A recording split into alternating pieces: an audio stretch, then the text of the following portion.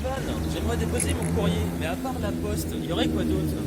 Mais oui Alexis, pourquoi ne connaît-on que la poste? Allons justement voir ça, direction Poitiers.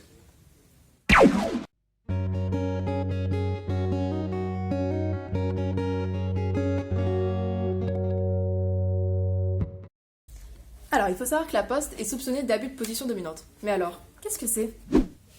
Alors, l'abus de position dominante consiste pour une entreprise présente sur un marché tel que celui-ci à adopter un comportement visant à éliminer, dissuader, restreindre tout concurrent présent sur le marché, faussant ainsi la concurrence. Comme ici sur ce marché, nous avons une grosse entreprise et une petite entreprise. La grosse entreprise réalise une action permettant à écraser, jusqu'à potentiellement supprimer la concurrence pour avoir le monopole sur ce marché. Pourquoi la poste serait soupçonnée de cet abus?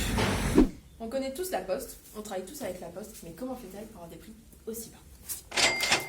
Nous avons la commission de la concurrence qui a ouvert une enquête pour comparer les prix que la poste applique à ses clients commerciaux.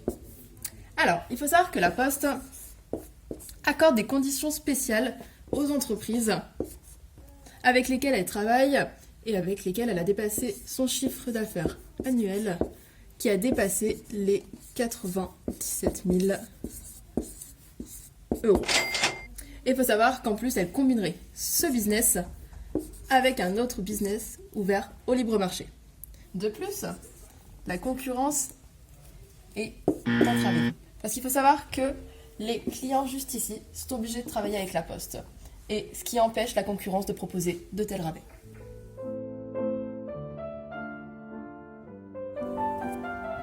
Je suis actuellement devant le palais de justice. Dis-moi Evan, quelles sont les sanctions apportées par l'État dans cette situation? Eh bien oui, il y a bien des sanctions. Et la plus importante consiste à verser une somme de 10% du chiffre d'affaires mondial hors taxe le plus élevé réalisé au cours d'un des exercices clos en relation avec l'infraction. Mais ces sanctions sont-elles vraiment mises en place? Nous, en tant que clients, on n'en sait rien et on continue à travailler avec elles. Malheureusement, c'est très compliqué de faire face à des entreprises d'une telle ampleur. D'ailleurs, il me semble même qu'il y a un autre type de sanction, comme la condamnation de toute personne physique qui aurait pris une part personnelle et déterminante dans la conception, l'organisation ou la mise en œuvre des pratiques relevant de l'infraction. Mais n'y aura-t-il pas des exceptions aux abus de positionnement? Ah si, les acteurs peuvent justifier leur excès grâce à un progrès économique établi sur des textes législatifs ou réglementaires émis par leur application. Concrètement, comment se caractérise l'exploitation abusive d'une telle position? Alors il faut savoir qu'il existe plusieurs pratiques susceptibles de constituer un abus de position dominante, mais certaines de ces pratiques deviennent admissibles du point de vue de la concurrence dès lors qu'elle provient d'une entreprise avec une faible position sur leur marché, mais une telle pratique devient anticoncurrentielle lorsqu'elle provient d'une entreprise en position dominante. Ce qui est bon à savoir, c'est qu'il n'est pas forcément nécessaire de démontrer une entreprise en position dominante qui a eu un effet anticoncurrentiel sur le marché, mais qui souhaite seulement restreindre sa concurrence. Comme cette fameuse entreprise, nous on connaît tous cette fameuse musique. Mais en quoi la SNCF est en position dominante? C'est comme la Poste?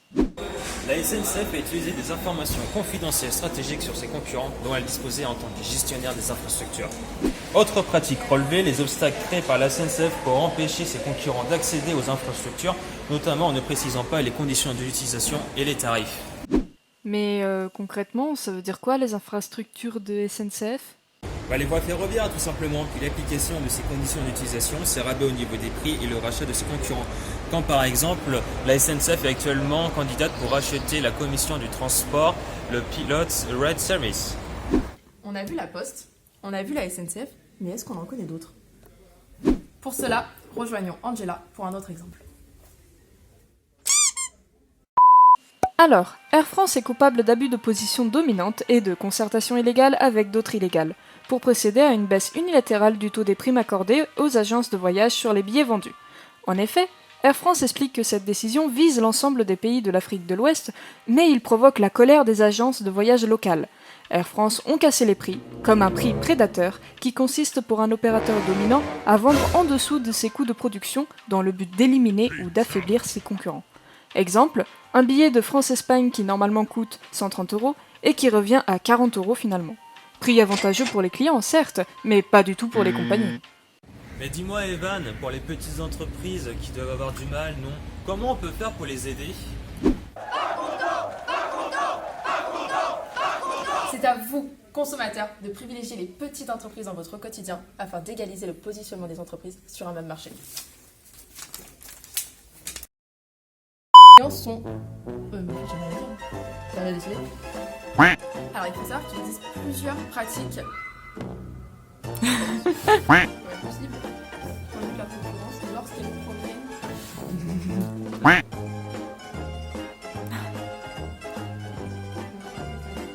lorsqu'elles proviennent d'une entreprise. 1, 2, 3. Je sais plus.